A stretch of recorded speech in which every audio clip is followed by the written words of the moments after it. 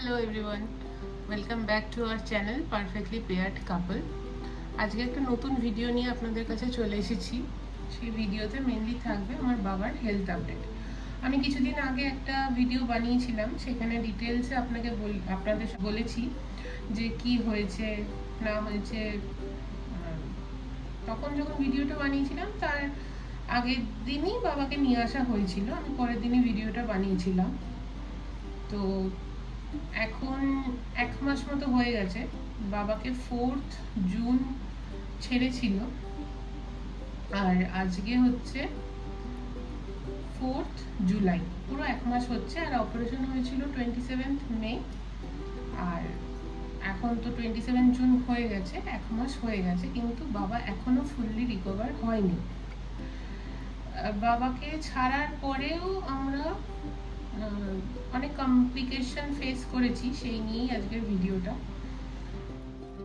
এখন আমি অফিসের জন্য বেরোচ্ছি, বাইরে প্রচণ্ড বৃষ্টি পড়ছে, তাই একটু ওয়েট করে যাচ্ছি। তাই ভাবলাম যখন সময় পাওয়া গেছে তাহলে এই ভিডিওটা একটু করে নেওয়া যাক। তাহলে আমি শুরু করছি। ফার্স্টে তো ক্যালকাটা হসপিটাল থেকে বাবাকে রিলিজ করা হলো 4th জুন।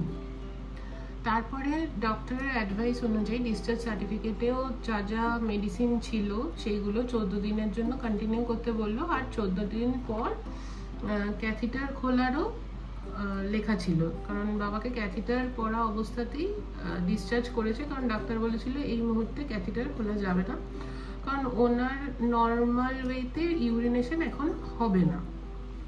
তো ঠিক আছে, তো ডাক্তার বললো 14 থেকে 15 দিন পর ওনার ক্যাথিটার রিমুভ করা হবে, তারপরে সব নর্মাল হয়ে যাবে।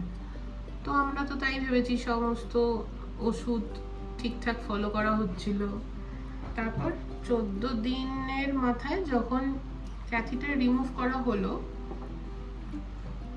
যেদিন রিমুভ করা হয়েছে সেই দিন সেরকম কিছু অসুবিধা হয়নি, বাবার নর্মাল ইউরিনেশন হচ্ছিল, কোনো প্রবলেমই হয়নি সেই দিন।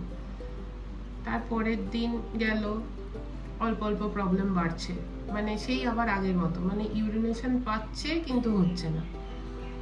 এবার তারপরের দিন মানে 4 তারিখে ছেড়েছে, তার 14 দিন পরে হয় 18-19 তারিখে বাবার ক্যাথিটার রিমুভ হয়েছে।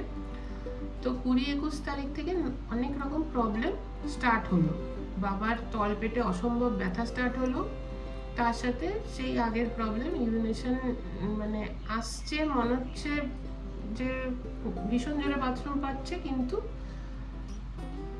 বাথরুমে গেলে হচ্ছে না। তারপরে আসতে শুরু করলো ব্লাড ক্লট, ইউরিনের জন্য যখন যাচ্ছে তখন শুধু ব্লাড ক্লট বেরোচ্ছে।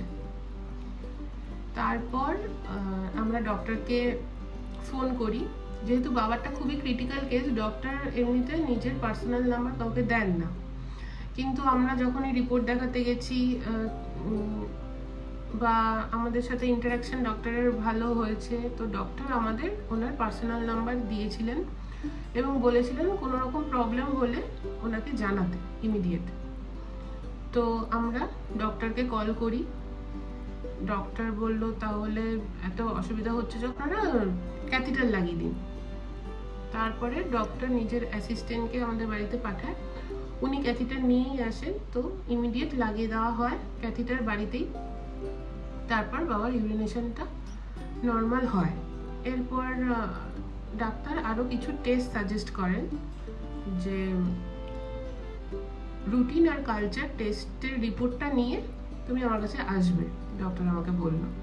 আর কিছু ওষুধ চেঞ্জ করেন, মানে টেস্টের আগেই, রিপোর্ট আসার আগেই ডক্টরকে যখন আমরা বলি, তখন তো ফার্স্টে ফোন করা হয়েছিল, তখন বললো যে ক্যাথিটার লাগিয়ে দেওয়া হোক। তার পরের দিনকারে আমি গেছিলাম, আমি আর মা ডক্টরের কাছে গেছি, যেটা কেন হচ্ছে, কেন এত অসুবিধা হচ্ছে, কি হচ্ছে।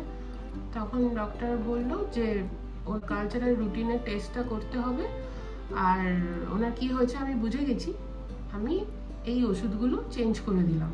তখন অলরেডি ওষুধ খাচ্ছিল, যা যা ওষুধ খাচ্ছিল তার মধ্যে থেকে অনেক ওষুধ চেঞ্জ করে উনি বললেন যে ওনার ওষুধে, অ্যান্টিবায়োটিক ওষুধে কিছু কাজ করছে না, ওনাকে ইন্টারভেনাস ইঞ্জেকশন দিতে হবে। ওনাকে 7 দিন 2টো করে ইন্টারভেনাস ইনজেকশন দিতে হয়েছে, আর এক একটা ইনজেকশন 1000 টাকা করে। তো আর ইন্টারভেনাস ইনজেকশন সবাই দিতে পারে না, আমাদের এখানেও লোকাল লোক আছে ইনজেকশন দেওয়ার, কিন্তু ডক্টর সাজেস্ট করলো যে আমার অ্যাসিস্ট্যান্টই আপনাদের বাড়িতে দুবেলা গিয়ে ইনজেকশন দিয়ে আসবে। তো সেই ইনজেকশন দেওয়া হলো। তারপরে রুটিনের তো রিপোর্ট দিনে দিনে এসে গেছিলো, কিন্তু কালচারের রিপোর্ট 3 দিন পর আসে। তো কালচারের রিপোর্টে এলো যে ওনার ইনফেকশন হয়ে গেছে আর কি ভিতরে। তো ওই জন্য ইন্টারভেনাস, ডক্টর বললো আমি বুঝতেই পেরেছিলাম এরকমই আসবে রিপোর্ট, সেই জন্য আমি অলরেডি ইনজেকশন স্টার্ট করে দিয়েছি। সেই ইনজেকশন দেওয়ার পর বাবার ব্যথাটাও কমে যায়, আর যেহেতু ক্যাথিটার লাগানোই আছে, এখনো লাগানো আছে, তো ক্যাথিটার লাগানোই আছে, সেই জন্য ইউরিনেশনেরও প্রবলেম হচ্ছে না। তারপর ডাক্তার বললো যে আবার 7 দিন পরে আপনি আবার ইউরিনের রুটিন আর কালচার রিপোর্টটা আনবেন, তারপর আমি ডিসাইড করব রিপোর্টটা দেখে যে কবে ক্যাথিটারটা খোলা হবে। তো এখন আজকে সকালে এসছে, রুটিনের রিপোর্টটা নর্মাল, কিন্তু কালচারের রিপোর্টটা যেটা এসছে সেটা আমি ফটো তুলে ডক্টরকে হোয়াটসঅ্যাপে পাঠালাম। তো ডক্টর বললো যা যা মেডিসিন চলছিল সেগুলোই কন্টিনিউ করতে, আর আজকে ক্যাথিটার রিমুভ করতে। তো আজকে ডক্টর অ্যাসিস্ট্যান্টকে পাঠাবেন, তো উনি এসে ক্যাথিটারটা রিমুভ করবে, তারপর দেখা যাক কেমন থাকে। তো এটাই সাজেশন যে আপনাদের কারোর যদি এরকম হয়, আচ্ছা সাজেশন বলতে এটাই বলবো আমি, এই প্রস্টেট গ্ল্যান্ডের প্রবলেম প্রত্যেকটা পুরুষ মানুষের, যাদের 40 ঊর্ধ্ব বয়স, সবাই আপনারা চেক আপের মধ্যে থাকবেন, কারণ এটার কোনো সেরকম বড় কিছু সিমটম হয় না।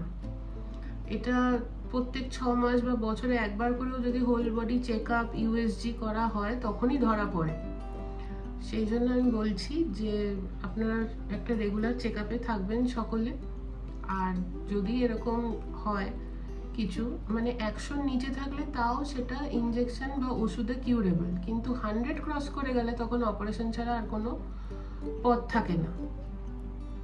আর বাবারটা যেহেতু 100 ক্রস করে গেছিল, সেই জন্য মানে খুবই বাড়াবাড়ি হয়ে গেছিলো, অপারেশন করতেই হলো। আর অপারেশন করেই যে সাথে সাথে কিওর হয়ে যাচ্ছে তাও কিন্তু না, মানে অপারেশন হয়ে গেছে আজকে 1 মাসের ওপর, কিন্তু এখনো বাবার ক্যাথিটার লাগানো। আর ক্যাথিটার লাগানো থাকলে আপনি তো নর্মালি সমস্ত কাজ করতে পারেন না, একটা অসুবিধা থাকেই শরীরের মধ্যে। তো আর ডাক্তার সাজেস্ট করছে যে ওনাকে বসা যাবে না, বেশি হাঁটাহাঁটি করা যাবে না। একটা মানুষ কতক্ষণ শুয়ে থাকতে পারে? যে মানুষটা একদম হাঁটা চলা করে বেরোতো, মানে আস্তে আস্তে ডিপ্রেসডও হয়ে যাচ্ছে যে কি হলো আমার, কি হলো, এই একই কথা বলে যাচ্ছে সারাদিন। তো আশা করা যায় এবার ক্যাথিটারটা খুললে আর সেরকম কিছু প্রবলেম আমরা ফেস করব না, স্পেশালি বাবা ফেস করবে না, আস্তে আস্তে সব ঠিক হয়ে যাবে। তো আপনারা আপনাদের আশীর্বাদ আমাদের দেবেন, আর এরপরে বাবা কেমন আছে অবশ্যই আমি জানাবো।